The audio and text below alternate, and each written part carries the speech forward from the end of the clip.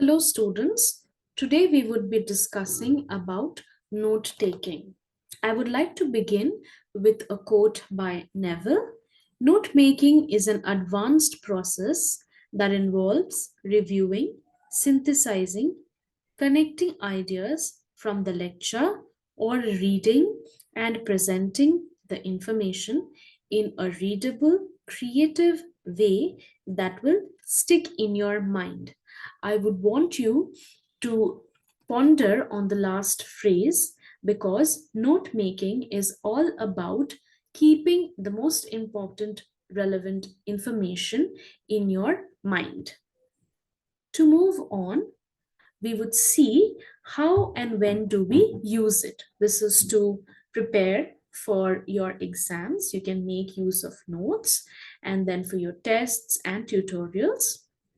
Further, you can make use of notes as you are reading or preparing for your presentations or class assignments. Further, you can organize information so that you can easily see relationships or make comparisons and correlations between different ideas or concepts. Now, let's discuss what are the most important skills that are required for note making. The two most important skills which are required are effective or active listening, effective or active reading. Now, how to make good notes? First and foremostly, you should read the passage very carefully and understand the general meaning of the passage or the knowledge content. Now, look for various details, the most important relevant information, and then you should look for the opinions put forward by the authors and also think about the conclusions which are drawn from the passage. Make sure that no significant information is missed out in your notes. Understand that the central idea of the passage should reflect in your own notes. This you can do by making your own notes as you skim through the passage or the knowledge content which has been provided to you. Lastly, you should frame headings and subheadings to put across the crucial components given in the passage. Now, this should be presented absolutely in bullets or numbered points, and then you have to be very mindful to be consistent while you number these subsections and do not be confused here. Then we should be discussing about use of abbreviations and symbols. As we all know that abbreviations and symbols help us in saving time and space as we make notes, and then whenever necessary we should be using abbreviations in whichever method of note taking we are following.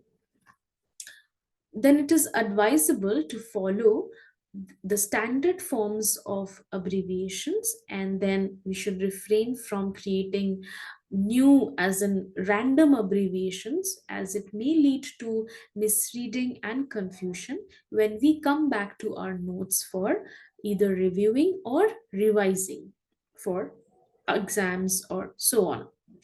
Now there's a list of standard examples which I have made for you.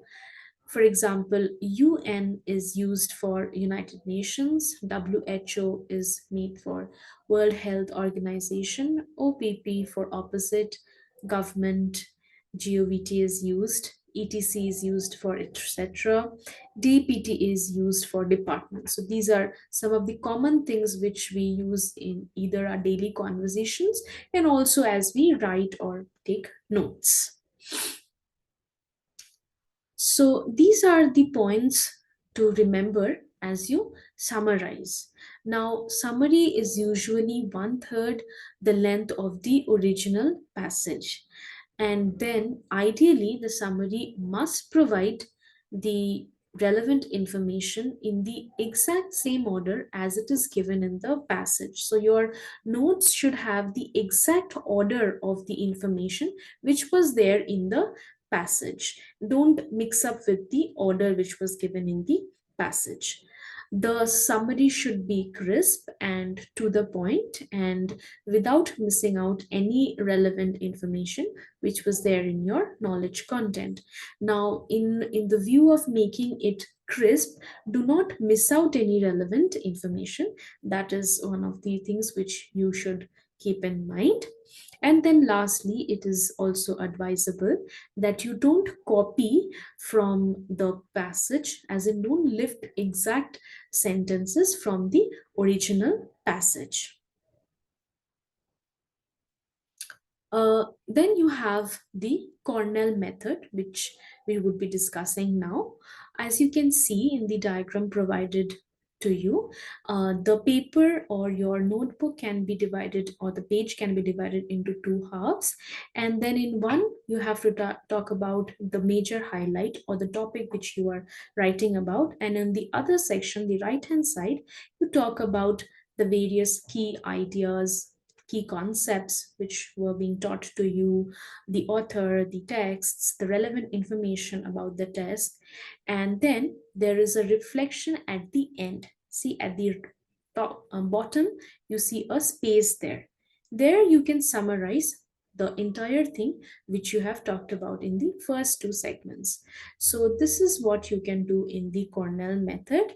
And then there's also room for labeling whatever you're writing. You can talk about various points and then sub points about those information or the major highlights. Another concept is mind mapping. What is mind mapping? Mind mapping involves creating a diagram in which you have various ideas, or let's say concepts or images, which are linked together with a common central core concept. Now, this gives a very visual impact, and this is very easy to remember as you make notes. It is useful during presentations. I mean, as you make presentations, you can use this. You can use this also in your presentations, and even while you are writing, or let's say, watching a video or any knowledge content. Now, how does this work? How can you make it? Write down the main topic, that is the central core concept, in the center of a blank page, and then you have to add various keywords and short phrases or small notes attached to those keywords, and then you can use lines to connect them to the main central core concept. So this is what is mind mapping. This is extremely beneficial for people who are, let's say, preparing for various national level tests as well. Then there are the concept of flow charts. In flow charts, you can use various chronological events. This flow charts is primarily is beneficial when we have a historical approach to content, and then there are various signal words which can be used in your flow charts. These signal words can be further highlighted with colors so that you remember the flow chart properly. Then you have the digital note taking tools. As we all know that, with advancement of science and technology, these tools are highly beneficial. So these are some of the tools which are Microsoft OneNote, Google Keep, and Office Lens, and then Evernote. Now, digital note taking is basically a combination of techniques, basically, which allows you to take and store your notes electronically. And you can, sometimes you can even handwrite notes there with the help of an electronic pen. All these previous methods like flow charts, or with the help of use of signal words, Cornell method, you can do it in the digital platform as well. Sometimes you can also make presentations in these tools.